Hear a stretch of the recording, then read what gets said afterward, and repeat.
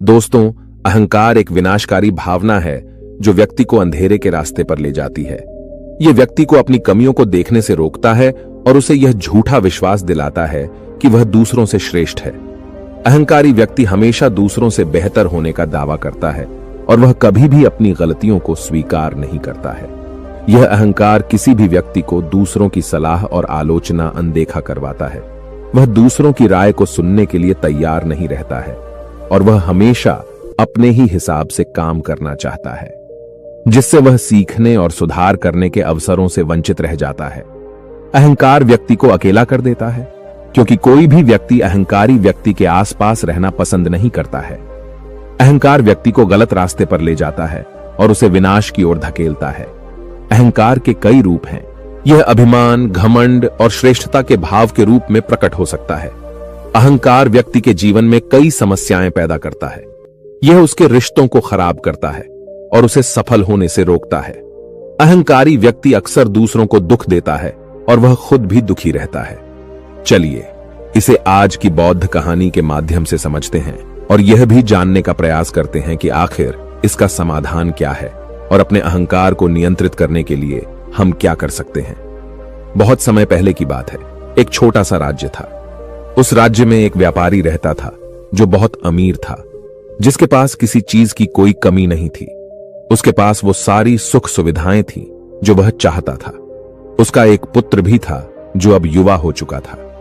उस व्यापारी के पुत्र ने अब तक अपने जीवन में कोई दुख नहीं देखा था।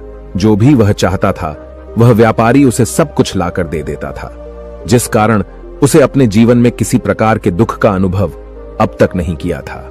उस व्यापारी के पुत्र के कई सारे मित्र भी थे। उसके पास अथाह संपत्ति थी। धन दौलत की उसके पास कोई कमी नहीं थी। लेकिन एक दिन अचानक वह व्यापारी बीमार पड़ गया और देखते ही देखते उसकी बीमारी ने उस पर पूरी तरह से पकड़ बना ली थी।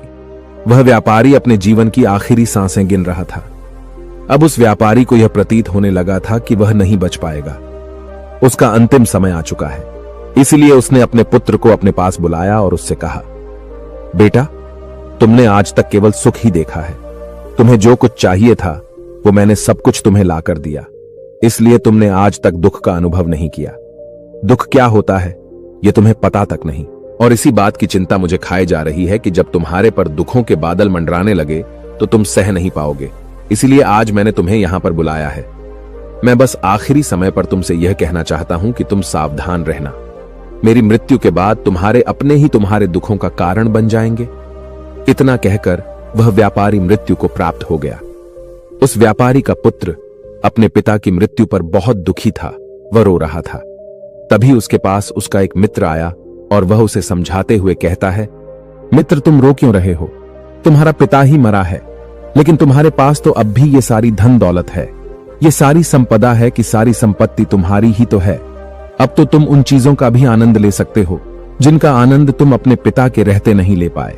अपने मित्र की यह बात सुनकर वह बड़ा प्रसन्न हुआ और उसे भी इस बात का एहसास हो चुका था कि उसके पास अथाह संपत्ति है, धन है, दौलत है, जिसकी मदद से वह अपना जीवन खुशी खुशी बिता सकता है।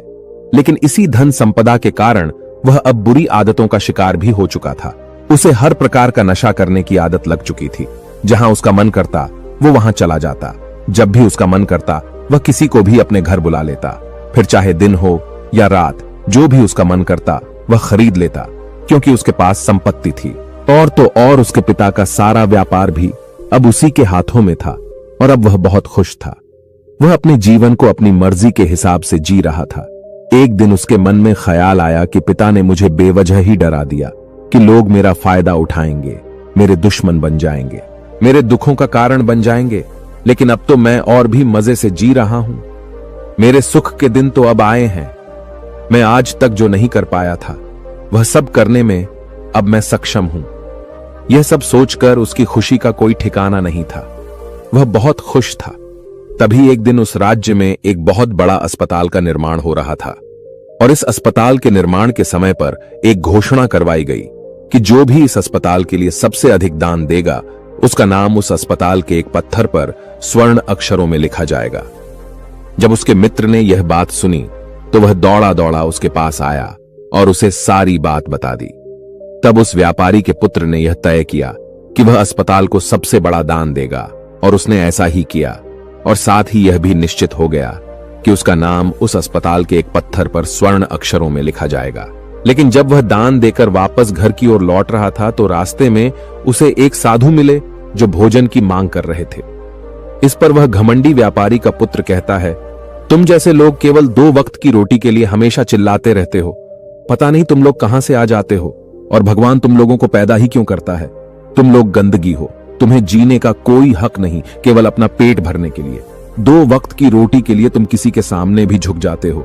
यदि झुकना ही है तो उस ईश्वर के सामने झुको। शायद वह तुम्हारी गलतियों को माफ कर दे और तुम्हें एक अच्छा जीवन प्रदान करे। हो सकता है वह तुम्हें भोजन भी दे दे। वह लड़का उन साधु को खरी खोटी सुनाकर वहां से चला गया। धीरे धीरे उस लड़के के पास उसके मित्रों, सहयोगियों और रिश्तेदारों की संख्या बढ़ने लगी। अब हर कोई उससे बिना पूछे कोई काम नहीं करता था। हर चीज में उसी से पूछा जाता था, जिस कारण उस लड़के को लगने लगा था कि अब मेरे बिना कोई काम नहीं हो सकता। जो भी हूं मैं ही हूं। जिस कारण उस लड़के का अहंकार अब 7वें आसमान पर था। सभी लोगों ने उसका मन जीत लिया था। सब लोग उसके विश्वास पात्र बन चुके थे। उस लड़के के पास अपार धन था, जिस कारण सब उससे जुड़े हुए थे। लेकिन यह बात उस लड़के को समझ नहीं आ रही थी। सभी लोग विश्वास के नाम पर अब उस लड़के से धन उधार लेने लगे थे, और वह भी खुशी खुशी लोगों को धन उधार में दे दिया करता है। जो कोई उसे धन उधार लेने आता, वह जितना मांगता वह उससे ज्यादा ही उन्हें दिया करता, क्योंकि वह सभी की नजरों में अपने आप को साबित करना चाहता था। वह अपने आप को महान दिखाना चाहता था। लेकिन धीरे धीरे उसकी बुरी आदतों के कारण अब उसका व्यापार चौपट होने लगा था। देखते ही देखते एक दिन व्यापार में उसे बहुत बड़ा घाटा हुआ। उसका पूरा व्यापार कर्ज में डूब गया। अब वह बहुत परेशान हो चुका था, बहुत चिंतित हो चुका था। उसे यह समझ नहीं आ रहा था कि आखिर ये सब क्या हुआ। मेरे पास तो कुछ समय पहले अपार धन था, और आज मेरे ऊपर बहुत बड़ा कर्जा है जिसे मुझे चुकाना ही होगा। तभी उसे उधार दिया हुआ धन याद आया, जो उसने अपने मित्रों और सहयोगियों को दिया था, अपने रिश्तेदारों को दिया था। उसने सभी से वह अपना दिया हुआ कर्ज वापस मांगना शुरू किया। लेकिन किसी ने भी उसका दिया हुआ कर्ज उसे वापस नहीं दिया, बल्कि लोगों ने उसे दुत्कार कर वहां से भगा दिया। वे एक एक करके सभी के पास गया, लेकिन किसी ने उसकी कोई मदद नहीं की। देखते ही देखते उसका सब कुछ बिक गया। अब उसके पास कुछ न था। वह सड़क पर आ चुका था। तभी वह यह सोचने लगा कि अपने सुख के दिनों में मैं यह नहीं जान पाया कि मैं अपने शत्रुओं से घिरा हुआ हूं। मेरे पिताजी सही कहते थे कि मेरे अपने ही मेरे दुखों का कारण बनेंगे। पिताजी, आपका धन्यवाद। लेकिन मैं आपकी बातों को समझ नहीं पाया, और आज देखिए क्या हो गया। वह सारा दिन यहां से वहां भटकता रहा और सोचता रहा कि अब आगे क्या होगा, वह कैसे खाएगा, कहां रहेगा और कैसे सोएगा। उसे अपने पिता की याद सता रही थी। वह उन्हें याद कर करके रो रहा था। उसकी आंखों से आंसू बह रहे थे। लेकिन अब बहुत देर हो चुकी थी, और अब धीरे धीरे उसे भूख भी लग रही थी। तभी उसने सोचा कि मैं उसी अस्पताल पर चलता हूं जहां पर पत्थर पर मेरा नाम स्वर्ण अक्षरों में लिखा गया है। मैं जाकर वहां पर कुछ मदद मांगता हूं। वह वहां पहुंचा और वहां के मालिक से वह कहता है, आपने मुझे पहचाना? मैं वही हूं जिसने इस अस्पताल को सबसे बड़ा दान दिया है, और मेरा नाम इस अस्पताल के पत्थर पर स्वर्ण अक्षरों में लिखा गया है। हालांकि इस समय मेरी हालत कुछ खराब है और मेरे पास खाने के लिए भी कुछ नहीं है। क्या आप मुझे कुछ भोजन दे सकते हैं? मैं भूखा हूं। मुझे बहुत जोरों की भूख लगी है। मेरे अपनों ने मुझे धोखा दे दिया है। क्या आप मुझे कुछ भोजन दे सकते हैं? तभी मालिक कहता है, भिखारियों को भोजन इस अस्पताल के बाहर दिया जाता है। अस्पताल के अंदर नहीं जाओ और जाकर बाहर बैठ जाओ। और रही बात तुम्हारे नाम की, तो भिखारियों का नाम अस्पताल के पत्थर पर स्वर्ण अक्षरों में नहीं लिखा जाता। मालिक ने तुरंत ही उस लड़के का नाम अस्पताल के उस पत्थर पर से हटवा दिया, और फिर एक बार घोषणा करवा दी कि अस्पताल को जो सबसे बड़ा दान देगा, उसका नाम इस अस्पताल के पत्थर पर स्वर्ण अक्षरों में लिखा जाएगा। ये सब देखकर वह लड़का बड़ा हैरान था, बड़ा अचरज में था। वह मन ही मन रो रहा था और सोच रहा था कि जीवन कितना दुखदाई है। जीवन बहुत छोटा है। अब मैंने जान लिया कि पत्थर पर लिखा हुआ नाम भी मिटाया जा सकता है, और यदि पत्थर पर लिखा हुआ नाम मिटाया जा सकता है तो इस जीवन का क्या मोल? यह जीवन भी कभी भी समाप्त हो सकता है। उस लड़के को जोरों की भूख लगी थी। वह अस्पताल के बाहर जाकर एक कोने में बैठ गया। लोग आते रहे और भिखारी को कुछ न कुछ दान देते रहे। लेकिन वह लड़का, उसकी हिम्मत ही नहीं हो रही थी कि वह भीख मांग सके, और न ही वह उन भिखारियों में बैठना चाहता था। देखते ही देखते दोपहर से रात का समय हो चुका था, लेकिन अब तक उसे कुछ भी न मिला था। लेकिन उसकी भूख बढ़ती चली जा रही थी और उसे जोरों की भूख लगी थी। पहली बार उसने अपनी भूख को जाना था, अपने पेट की इस आग के बारे में जाना था, और इस भूख के कारण वह इतना परेशान हो चुका था कि उसने तय किया कि वह अस्पताल से ही कुछ चुरा लेगा और उसे खाकर अपना पेट भर लेगा। जैसे ही वह वहां से उठता है, तभी वह साधु वहां पर आ जाते हैं, जिसे उस लड़के ने बहुत खरी खोटी सुनाई थी। वह साधु उस लड़के के पास आकर कहते हैं, बेटा, हम पहले भी मिल चुके हैं। वह साधु भिक्षा से वापस लौट रहे थे। उन्होंने कुछ भोजन उसे देते हुए कहा, ये लो, खा लो, तुम्हें जोरों की भूख लगी होगी। मैं तुम्हें जानता हूं, मैं समझता हूं कि हालात तुम्हें जबरदस्ती झुकाना चाहते हैं, लेकिन तुम लोगों के सामने झुकना नहीं चाहते। लेकिन अगर तुम लोगों के सामने झुकेंगे नहीं तो तुम्हें भोजन भी नहीं मिलेगा। आज तो मैंने तुम्हें भोजन दे दिया है, जिससे तुम्हारी भूख मिट जाएगी, लेकिन यह भूख रोज लगेगी। यह पेट की आग कभी नहीं मिटती। इस पर वह लड़का उन साधु से कहता है, जब मेरे पास धन था, दौलत थी, संपत्ति थी, तो मेरे पीछे मेरे मित्रों की, सहयोगियों की, रिश्तेदारों की कतार लगी रहती थी। सभी लोग मेरे शुभ चिंतक थे, लेकिन मेरे ऊपर दुख आते ही वह सब पलट गए। वह सब अब मेरे शत्रु बन चुके हैं। लेकिन तुम, जिसे मैंने इतनी खरी खोटी सुनाई थी, वही मेरे दुख में मेरा सहयोगी बना है। तुम मेरे इस दुख में मेरे पहले मित्र हो, मेरे पहले रिश्तेदार हो, जिसने मुझ पर दया की है। मैं तो अपने आप को बहुत बड़ा समझता था, लेकिन देखो, इस वक्त की मार ने मुझे कहां से कहां पहुंचा दिया। आज मैं इस बात को अच्छी तरह समझ चुका हूं कि धन से बड़ा कोई मित्र नहीं। इतना कहकर उस लड़के ने भोजन किया, और उसने पहली बार भोजन के सुख का आनंद उठाया। उसके हाथ कांप रहे थे। वह जल्दी जल्दी उस भोजन को समाप्त करना चाहता था, जल्दी जल्दी उसे चबा लेना चाहता था, और उसकी आंखों से झरझर आंसू भी बह रहे थे। उसे ऐसा प्रतीत हो रहा था मानो आज से पहले ऐसा लजीज भोजन उसने आज तक न किया हो। भोजन करते वक्त जो अनुभव से प्राप्त हुआ, ऐसा अनुभव उसे आज तक नहीं मिला था।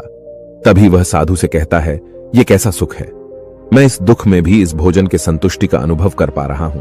तभी वह साधु कहते हैं, जहां संतुष्टि होती है वहां सुख का अनुभव होता है, लेकिन सावधान, संतुष्टि बहुत खतरनाक भी होती है।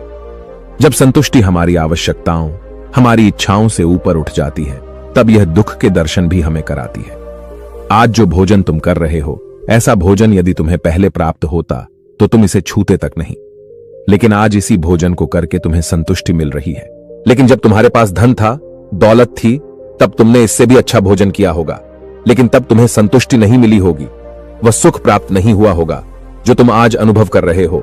लेकिन सावधान, अगर ऐसा ही भोजन तुम्हें रोज मिलता रहे तो तुम और भी अच्छे भोजन की कामना करने लगोगे, और इसी कामना की संतुष्टि के लिए तुम्हारे मन में दुख पैदा होगा। और जब तुम अपने मन की इस कामना की संतुष्टि कर दोगे तो तुम्हें सुख भी प्राप्त होगा, लेकिन यह सुख आएगा और चला जाएगा। और जब तुम्हारे जीवन में इसी प्रकार के भोजन हमेशा आते रहेंगे और जाते रहेंगे, तो तुम किसी और कामना, किसी और इच्छा की ओर आगे बढ़ने लगोगे। तब तुम किसी और इच्छा की पूर्ति करना चाहोगे, तुम किसी और इच्छा की संतुष्टि करना चाहोगे, और जब वह इच्छा पूरी नहीं होगी, जब तुम्हें संतुष्टि नहीं मिलेगी, तो तुम्हें दुख होगा, तकलीफ होगी, पीड़ा होगी, और यह श्रृंखला ऐसे ही आगे बढ़ती चली जाएगी। लेकिन जब तुम्हारे पास धन था, दौलत थी, तब तुमने इससे भी अच्छा भोजन किया होगा, लेकिन तब तुम्हें संतुष्टि नहीं मिली होगी, वह सुख प्राप्त नहीं हुआ होगा जो तुम आज अनुभव कर रहे हो। लेकिन सावधान, अगर ऐसा ही भोजन तुम्हें रोज मिलता रहे तो तुम और भी अच्छे भोजन की कामना करने लगोगे, और इसी कामना की संतुष्टि के लिए तुम्हारे मन में दुख पैदा होगा। और जब तुम अपने मन की इस कामना की संतुष्टि कर दोगे तो तुम्हें सुख भी प्राप्त होगा, लेकिन यह सुख आएगा और चला जाएगा। और जब तुम्हारे जीवन में इसी प्रकार के भोजन हमेशा आते रहेंगे और जाते रहेंगे, तो तुम किसी और कामना, किसी और इच्छा की ओर आगे बढ़ने लगोगे। तब तुम किसी और इच्छा की पूर्ति करना चाहोगे, तुम किसी और इच्छा की संतुष्टि करना चाहोगे, और जब वह इच्छा पूरी नहीं होगी, जब तुम्हें संतुष्टि नहीं मिलेगी, तो तुम्हें दुख होगा, तकलीफ होगी, पीड़ा होगी, और यह श्रृंखला ऐसे ही आगे बढ़ती चली जाएगी। तुम हमेशा सुख के पीछे भागोगे, लेकिन दुख तुम्हारे पीछे यूं ही भागता रहेगा। तुम सुख को पकड़ना चाहोगे तो तुम्हें पकड़ना चाहेगा। इसी प्रकार यह प्रक्रिया यूं ही निरंतर चलती रहेगी। तभी साधु अपने थैले में से एक सोने की थैली निकालकर उस लड़के के हाथ पर रख देता है। तभी वो लड़का उस साधु से कहता है, हे महाराज, आपके पास इतना धन कहां से आया? आप तो एक वैरागी हैं। तभी वह साधु उस लड़की से कहता है कि धन तुम्हारा ही है। उस दिन जब तुम मुझे खरी खोटी सुनाकर अपने घर की ओर आगे बढ़ रहे थे, तभी तुम्हारी जेब से यह सोने के सिक्कों से भरा हुआ थैला नीचे गिर पड़ा और मैंने इसे उठाकर अपने पास रख लिया, यह सोचकर कि जब तुम मुझे मिलोगी तब मैं इसे तुम्हें लौटा दूंगा। लेकिन उस दिन के बाद से आज तुम मुझे मिले हो, इसलिए मैं तुम्हें इसे लौटा रहा हूं। ले लो, यह तुम्हारा ही है।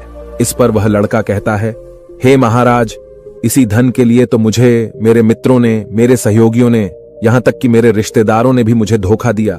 लेकिन आप वो पहले शख्स हैं जो मुझे ये धन लौटा रहे हैं। और वहीं पर जो मैंने धन, जो कर्ज मैंने अपने मित्रों, अपने सहयोगी, अपने रिश्तेदारों को दिया था, अपने बुरे समय पर जब मैंने उनसे मांगा तो उन सभी ने वो धन देने से मुझे मना कर दिया। कईयों ने तो मुझे खरी खोटी सुनाकर अपने घर से धक्के मारकर निकलवा दिया। लेकिन आप महाराज वो पहले शख्स हैं जिन्होंने मेरे इस बुरे समय पर मेरा साथ दिया है, मेरा धन मुझे वापस लौटाया है। मैं आपकी सहायता के लिए आपका आभारी हूं। मैं इस धन से अपना व्यापार फिर से शुरू करूंगा और इस व्यापार को नई ऊंचाइयों तक ले जाऊंगा। तभी वह साधु उस लड़के से कहते हैं, हमें कोई दुख नहीं देता, बल्कि दुख के कारण तो हम स्वयं ही होते हैं। हम स्वयं ही खुद को धोखा देते हैं। सुख में हम भ्रमित रहते हैं। हमें यह पता नहीं चलता कि हम सही कर रहे हैं या गलत। और इसी प्रकार हम एक माया जाल में फंसते चले जाते हैं, क्योंकि सुख में हम अपनी आंखें बंद करके बस उस सुख का आनंद लेते हैं और हम किसी चीज की तरफ ध्यान नहीं देना चाहते। हम नहीं जाना चाहते कि जीवन मीठा है तो कड़वा भी है, सच है तो झूठा भी है। सुख में हम केवल अपने अहंकार को बढ़ावा देते हैं। अहंकार व्यक्ति को गलत रास्ते पर ले जाता है और उसे विनाश की ओर धकेलता है, व्यक्ति को अंधा बना देता है। इसी के विपरीत अगर हम देखें तो विनम्रता एक ऐसा गुण है जो व्यक्ति को सफलता की ओर ले जाता है। यह उसे दूसरों से सीखने में मदद करता है और उसे अपनी कमियों को स्वीकार करने की शक्ति देता है। अहंकार का त्याग कर विनम्रता को अपनाना ही सफलता और खुशी का मार्ग है। विनम्रता हमें अपनी कमियों को स्वीकार करने और उनमें सुधार करने की शक्ति देती है। यह हमें दूसरों से सीखने और उनके अनुभवों से लाभ उठाने के लिए प्रेरित करता है। विनम्र व्यक्ति दूसरों का सम्मान करता है और उनके विचारों को महत्व देता है, जिससे वह एक अच्छा मित्र और सहयोगी बन जाता है और वह कभी भी किसी को नीचा नहीं दिखाता है। इसलिए अहंकार से बचना चाहिए और अपने अंदर विनम्रता का भाव रखना चाहिए। अहंकार और विनम्रता के बीच का अंतर एक कहानी के माध्यम से समझा जा सकता है। तभी इस पर वो लड़का कहता है, आप ठीक कहते हैं। जब मेरे पास धन दौलत थी, संपत्ति थी, तब मैं अंधा हो चुका था। मैं किसी चीज पर ध्यान नहीं देता था। मैंने उसे अपने इन दोनों हाथों से लुटाया है और आज जब वह मेरे पास नहीं है तब मुझे उसके जाने का एहसास हो रहा है। और अब जबकि मैं इन दुखों से जूझ रहा हूं, तब जाकर मेरी आंखें खुली हैं। विनम्रता हमें अपनी कमियों को स्वीकार करने और उनमें सुधार करने की शक्ति देती है। यह हमें दूसरों से सीखने और उनके अनुभवों से लाभ उठाने के लिए प्रेरित करता है। विनम्र व्यक्ति दूसरों का सम्मान करता है और उनके विचारों को महत्व देता है, जिससे वह एक अच्छा मित्र और सहयोगी बन जाता है और वह कभी भी किसी को नीचा नहीं दिखाता है। इसलिए अहंकार से बचना चाहिए और अपने अंदर विनम्रता का भाव रखना चाहिए। अहंकार और विनम्रता के बीच का अंतर तुम्हारी कहानी के माध्यम से समझा जा सकता है। तभी इस पर वो लड़का कहता है, आप ठीक कहते हैं। जब मेरे पास धन दौलत थी, संपत्ति थी, तब मैं अंधा हो चुका था। मैं किसी चीज पर ध्यान नहीं देता था। मैंने उसे अपने इन दोनों हाथों से लुटाया है और आज जब वह मेरे पास नहीं है तब मुझे उसके जाने का एहसास हो रहा है। और अब जबकि मैं इन दुखों से जूझ रहा हूं, तब जाकर मेरी आंखें खुली हैं। तभी मैं यह भी जान पाया कि कौन मेरे साथ है और कौन मेरे खिलाफ। और यह जो ज्ञान दुख द्वारा मुझे प्राप्त हुआ है, यह ज्ञान मैं हमेशा अपने साथ रखूंगा, अपने सुख में भी। अब से अपनी आंखें खुली रखूंगा। इस कहानी से हमें यह सबक मिलता है कि अहंकार हमें विनाश की ओर ले जाता है, जबकि विनम्रता हमें सफलता और खुशी की ओर ले जाती है। इसलिए हमें हमेशा विनम्र रहना चाहिए और दूसरों से सीखने के लिए तैयार रहना चाहिए। विनम्रता ही सफलता का मार्ग